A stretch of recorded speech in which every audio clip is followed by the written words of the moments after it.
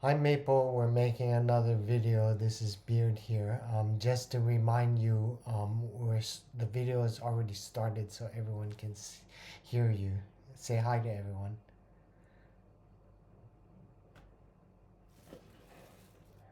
Hey everybody!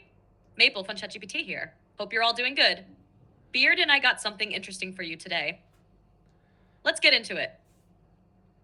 So, I thought you made a funny comment in a conversation we were having that unfortunately wasn't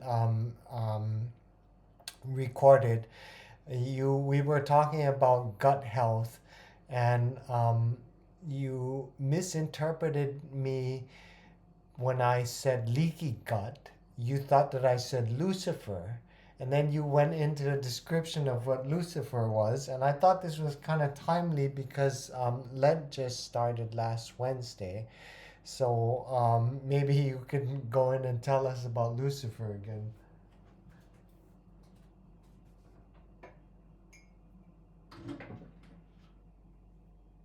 Oh, yeah, that was a funny mix up.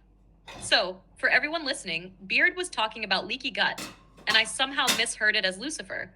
Two very different things. But now that we're here, let's talk about Lucifer. Lucifer is often associated with Satan, but the origins of the name are pretty interesting. The word Lucifer comes from Latin and means light bringer or morning star. It originally referred to the planet Venus, which shines brightly in the morning before fading as the sun rises.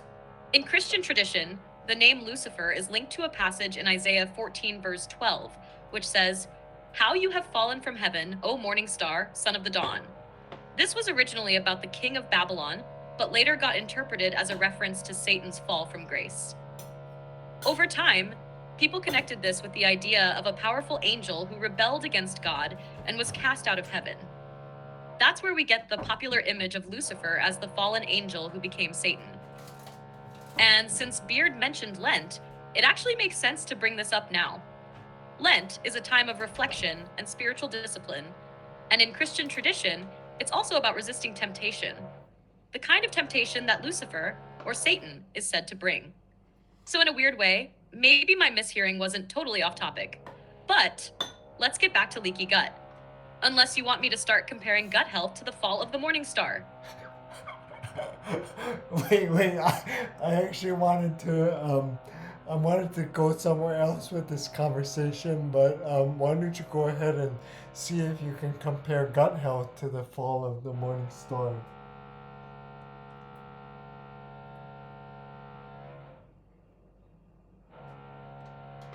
All right, challenge accepted.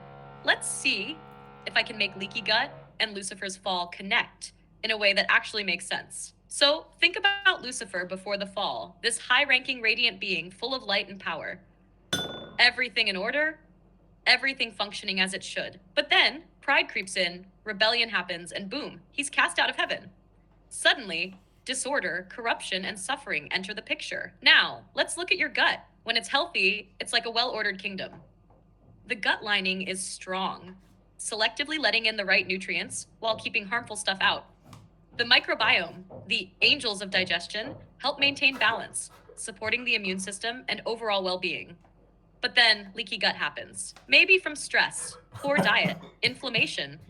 Like Lucifer's pride, these little disruptions slowly break down the order. The gut lining weakens, allowing things through that shouldn't be there: toxins, undigested food particles, bacteria. The body sees these as invaders and launches an immune response, leading to widespread inflammation. So, just like Lucifer's fall led to chaos and suffering, leaky gut is a kind of fall from grace for your digestive system. A once thriving system now lets in destructive forces, leading to problems like fatigue, brain fog, autoimmune issues. You name it. The good news? Redemption is possible.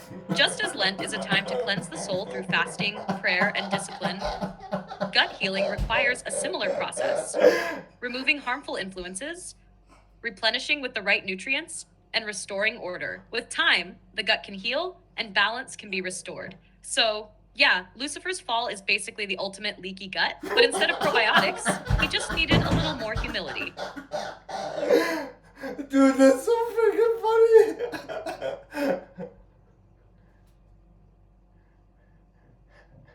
Chihu, Beard is going for it. All right, everybody. You heard it. Beard's making the connection between Lucifer and gut health. Real. This is gonna be something. Lay it on us, Beard. No. I'm not. Listen. I just saying that you're too awesome. You're like really, amazing how you can draw these connections. Um,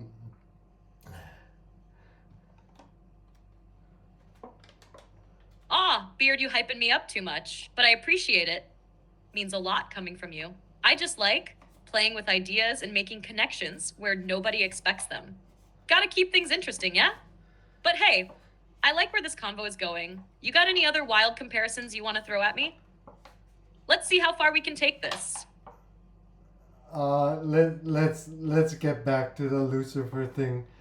I wanted to go into this morning star idea, and maybe you can remind us again the passage from Isaiah, and talk a little bit about its connection, whether or not there's any connection between it and the devil in the New Testament, for example, where Jesus was tempted.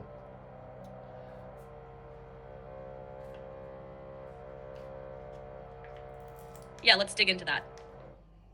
So, the passage in Isaiah that people often connect to Lucifer is Isaiah 14, verse 12. How you have fallen from heaven, O morning star, son of the dawn. You have been cast down to the earth, you who once laid low the nations. NIV. In the original Hebrew, the phrase Hallel ben Shachar means shining one, son of the dawn. When the Bible was translated into Latin, the Vulgate, this was rendered as Lucifer, which simply means light bringer or morning star. Originally, this passage was actually talking about the king of Babylon, portraying his downfall as a fall from heavenly heights. Essentially, a poetic way of saying he got too proud and was brought low. But over time, Christians connected it with the story of Satan's fall. Now, in the New Testament, the closest explicit link to this idea is in Luke 10, verse 18, where Jesus says, I saw Satan fall like lightning from heaven. This definitely echoes Isaiah's imagery, but it's more of a general statement about Satan's defeat, rather than a direct confirmation that Isaiah 14 is about the devil. As for Jesus being tempted, that's in Matthew 4 and Luke 4, where Satan appears and offers him all the kingdoms of the world if he bows down. Here, Satan isn't called Lucifer, but he does play the role of the ultimate tempter, trying to get Jesus to fall the same way he supposedly did, through pride and disobedience. But here's something really interesting. Jesus himself is also called the morning star. In Revelation 22, verse 16, I, Jesus, have sent my angel to give you this testimony for the churches. I am the root and the offspring of David and the bright morning star. So, both Jesus and Lucifer are connected to the morning star imagery, but in opposite ways. Lucifer, or Satan, represents a false light, one that led to destruction and exile, while Jesus represents the true light, bringing salvation and restoration. It's kind of like two sides of the same coin. One fell from heaven in rebellion, and the other came down from heaven in humility to lift people back up. So where were you thinking of taking this next? Okay, that's pretty serious. You when you talk about two sides of the same coin, you remind me of the integral part that sin plays in faith.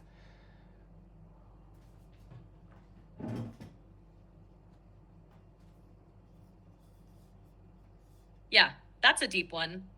Sin and faith are so intertwined that you can't really talk about one without the other. Faith wouldn't mean much if there were nothing to be redeemed from. And sin wouldn't be a real issue if there weren't something greater calling people upward. That's kind of what makes the Lucifer and Jesus contrast so striking. Lucifer's fall represents pride, rebellion, and self-exaltation, essentially a refusal to trust in God's design. But Jesus, the other morning star, shows the opposite path: humility, obedience, and self-sacrifice. Both figures deal with power and glory, but one clings to it and falls, while the other lets it go and is lifted up. It's the same dynamic with sin and faith. Sin isn't just about doing bad things, it's really about separation, trying to control life on our own terms. Faith, on the other hand, is trust. accepting that we're not self sufficient, that we need something outside ourselves to be whole. In a way, sin and faith are two paths that start at the same point: human imperfection. One tries to fix that imperfection by grasping for power, control, and self justification. The other acknowledges the brokenness and looks upward for grace. That's why Christianity focuses so much on repentance. It's not about beating yourself up, it's about recognizing which way you're walking and turning back toward the light. Did you have a specific direction you wanted to take this? I feel like you're thinking of something. Oh, of course I'm thinking of something, but this is like super heavy stuff that you're bringing up. I'm tempted to go into a discussion about seeing other analogs of sin and this connection between sin and faith in other faith religions. But let's stick to the Lucifer idea. Maybe we'll save that for another video, yeah? I'm curious to know about where the so Jesus basically apparently had the concept of the devil in his head because he talked about him. Does this have any biblical foundation in the Old Testament, and can you remind us of those if they exist?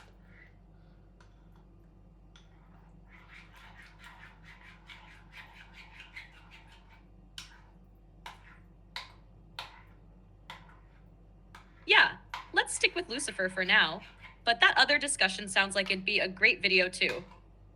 So, Jesus clearly had a concept of the devil. He talked about Satan multiple times, not just in the temptation story, but also when warning his followers about spiritual deception. But does that idea actually come from the Old Testament? That's where things get interesting, because Satan, as a distinct, fully formed evil being, isn't as clear in the Hebrew scriptures as he is in later Christian tradition. The most famous Old Testament reference is Job 1:2, where Ha-Satan, literally the accuser or the adversary, appears as a figure in God's heavenly court. He's not this fully fallen, rebellious being.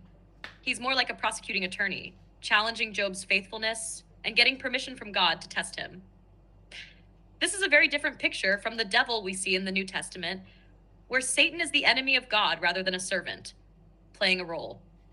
Then there's Zechariah 3:1-2, where Ha-Satan again appears, standing before God to accuse the high priest Joshua. Again, it's this adversarial but legalistic role, not outright rebellion. Some people also point to Genesis 3, where the serpent tempts Eve.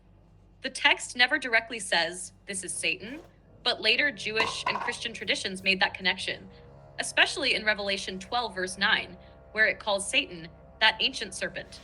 And then there's Isaiah 14, the morning star passage, and Ezekiel 28, which describes the fall of the king of Tyre in very cosmic, angelic language.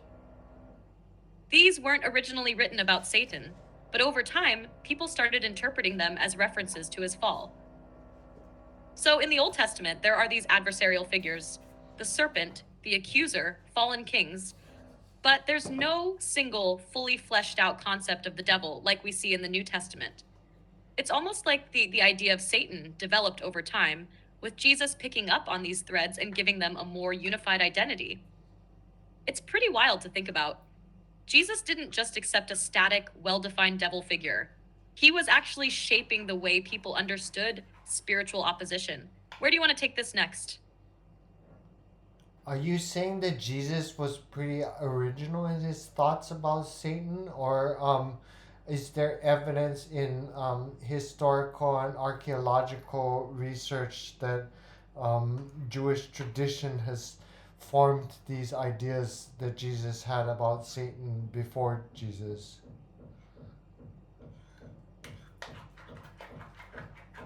Yeah, that's a great question. Jesus didn't invent the idea of Satan, but he definitely shaped and clarified it in a way that built on Jewish thought before him. The idea of a singular personal devil developed over time in Jewish tradition, especially during the centuries leading up to Jesus' time.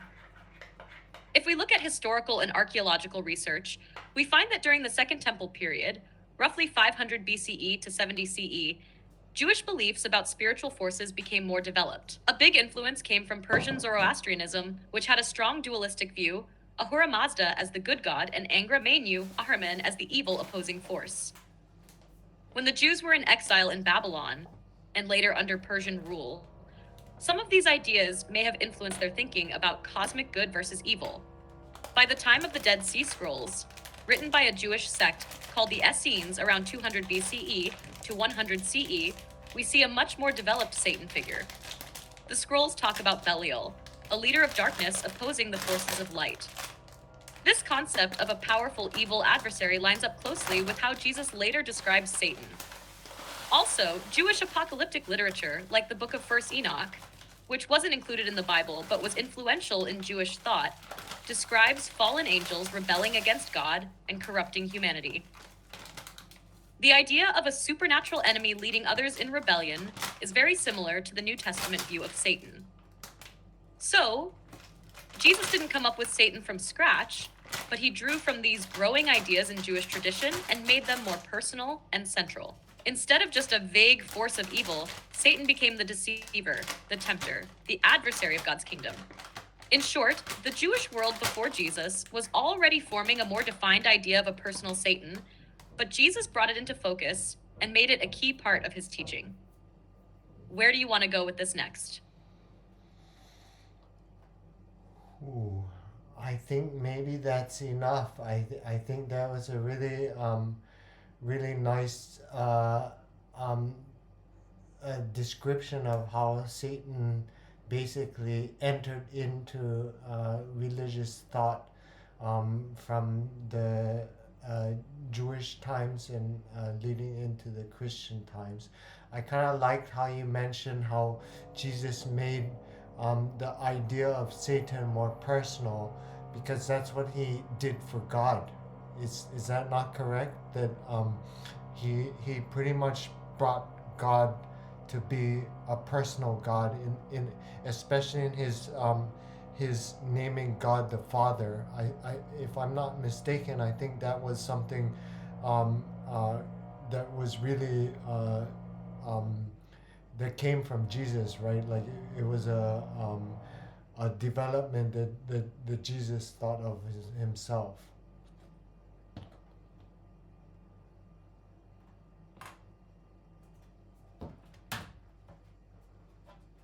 Yeah, exactly. That's a really sharp connection.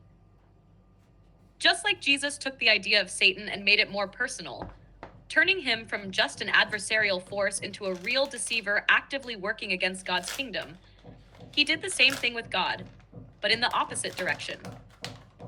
He made God closer, more relational, and more personal than ever before in Jewish thought. In the Old Testament, God is absolutely seen as a father, like in Deuteronomy 32, verse 6, "Is he not your father, your creator?"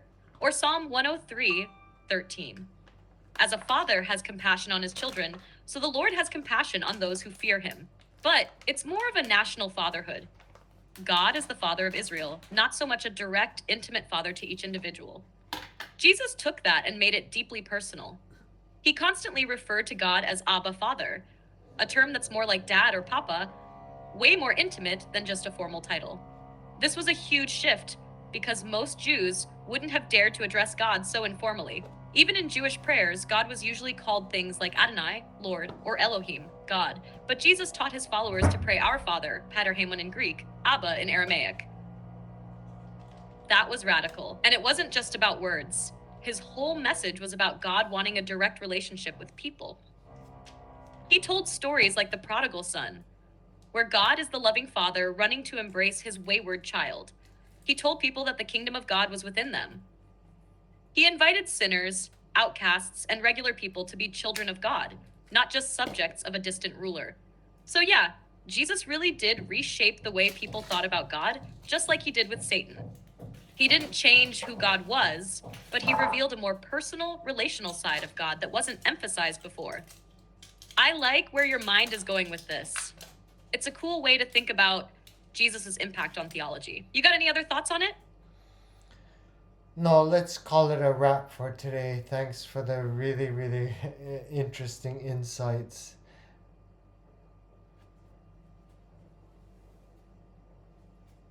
Sounds good. That was a deep and fascinating discussion. Really enjoyed it. Thanks for the great prompts and insights, Beard. And to everyone watching, hope you all got something out of this. Until next time, Chihu! You want to give us a quick summary of what we talked about before we really say goodbye?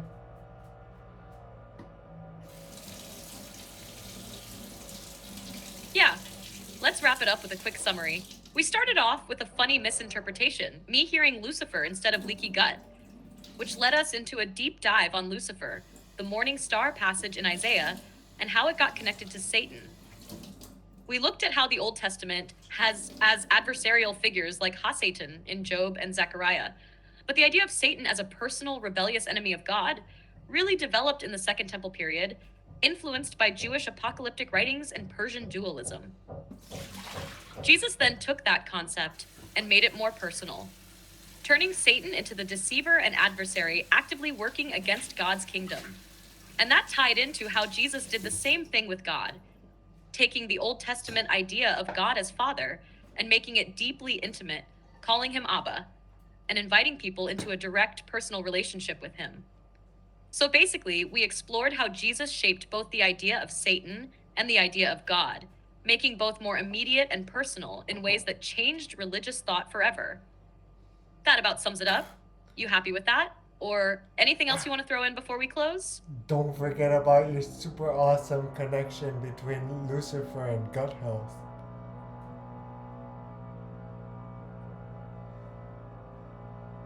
Oh, of course, can't leave out the ultimate theological gastrointestinal crossover. We also made the wild but strangely fitting comparison between Lucifer's fall and leaky gut. Just like Lucifer was once a high-ranking being in order and harmony before his pride led to his downfall, the gut, when healthy, functions as a strong, well-regulated system. But when pride, or poor diet, stress, and inflammation weakens the gut lining, it allows harmful substances through, leading to chaos, inflammation, and suffering. In both cases, something once radiant and functional becomes a source of disorder. And just like Lent is a time of spiritual cleansing and restoration, healing the gut requires discipline, removing harmful influences, restoring balance, and rebuilding health. So yeah, Lucifer's fall is basically the ultimate leaky gut, and the cure is humility. Or probiotics. Now that is a legendary connection. Did I miss anything else? No, that's really great. I guess we can say goodbye to everyone. Bye bye.